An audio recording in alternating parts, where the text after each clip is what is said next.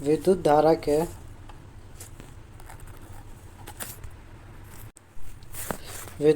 के प्रश्न नंबर 3 कह रहा है कि विद्युत टोस्टरों तथा विद्युत इस्त्रियों के तापन अवयव शुद्ध धातु के न बनाकर किसी मिश्र धातु के क्यों बनाए जाते हैं। तो मिश्र धातुओं की प्रतिरोधकता अपनी अवयव धातुओं की अपेक्षा अधिक होती है, इसलिए मिश्र धातु का उच्च ताप पर उपचयन नहीं होता।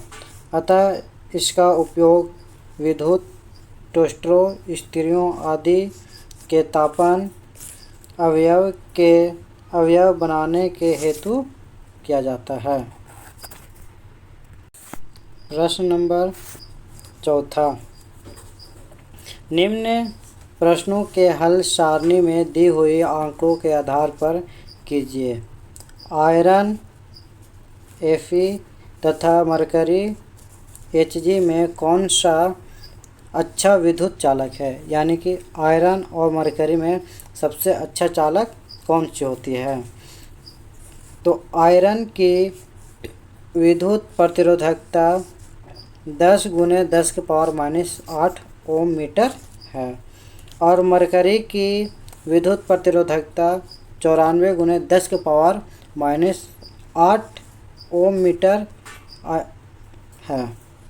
आयरन मरकरी की अपेक्षा विद्युत चालक है।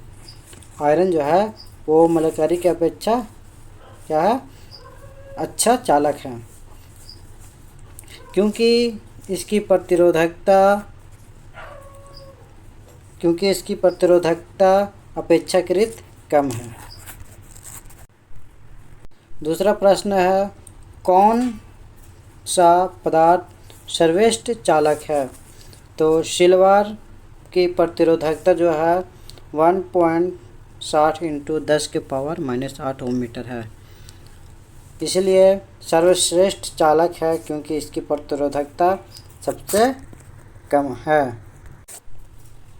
5वां सवाल, श्रेणी क्रम में संयोजित करने के स्थान पर वैद्युत युक्तियों को समांतर क्रम में संयोजित करने के क्या लाभ है।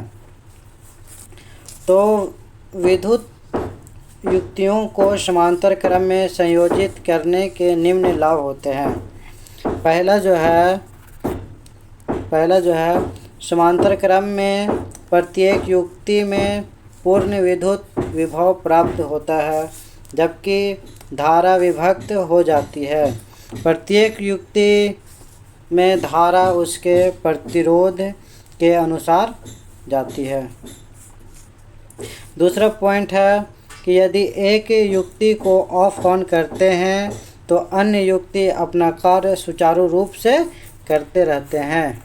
सवाल नंबर 6, किसी विद्युत हीटर की डोरी क्यों उत्पत्ति नहीं होता जबकि उसका तापन अवयव उत्पत्ति हो जाता है। इसका जवाब है कि तापन अवयव तथा डोरी दोनों में ही समान विद्युत धारा प्रवाहित होती है, मगर डोरी का वह भाग एक सुचालक पदार्थ से बना होता है जिसकी प्रतिरोधकता बहुत अधिक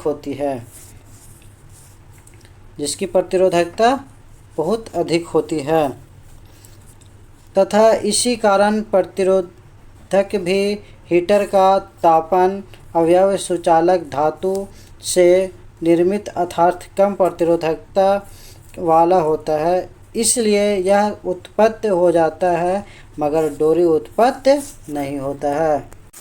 सवाल नंबर 7, 1 घंटे में 50 वोल्ट विभवांतर से 9000 कूलॉम आवेश को स्थानांतरित करने में उत्पन्न ऊष्मा परिकलित कीजिए।